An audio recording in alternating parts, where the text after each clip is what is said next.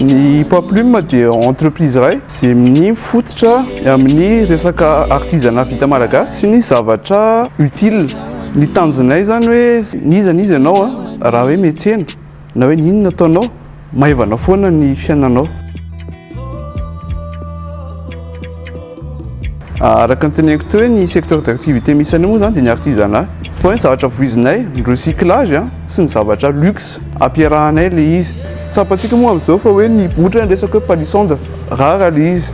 Fa hoe ny anay dia recyclage foana ny voizinay. Ny tanjonay amin'ny resaka social ny fampidirana olona tsy anasa indrindra ireo tanora.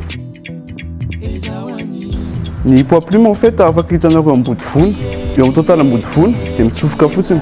Ao ny atelier anay raha anjifa ny entanay ianao afaka maka amin'ny atelier mihitsy nijery fomba fiasanay. Tsy entanao fotsiny varotinay fa ny kolotsaina malagasy mihitsy ny fahaiza-manao. Ny activité vaovao anay atoato izay izy dia ao amin'ny resaka fanaka portatif hoe fanaka démontable le izy. Fa ny tanjonay foana hoe zavatra recyclé dia ireo fanaka ireo dia ho hitanareo koa eo amin'ny distributeur anay miara-miasa. Ny nampisafidy anay hoe hanao zomantangala zavatra iray fotsiny hoe kolotsaina malagasy dia io kolotsaina hoe mitovy ny vina izay apetraka dia io vina fotsiny voizina hoe fanatsarana kolotsaina malagasy indrindra indrindra amin'ny resaka ny raha aminay dia hoe kalitao aniasa sy ny fahaiza-manao. Amin'izao ny calendrier anay hoe raha malala ny zava-misy fa hoe miezaka izay mandeha amin'ireo salon sy foire.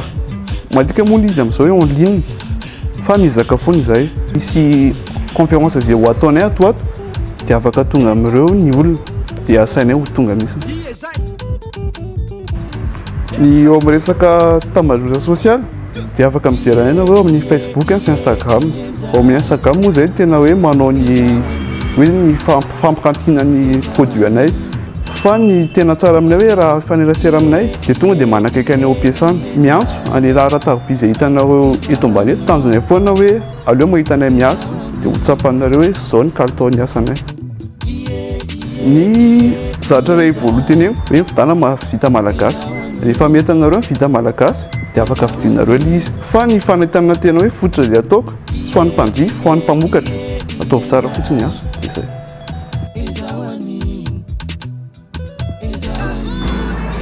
Zomantangala, Tagaly, Zara, atao livre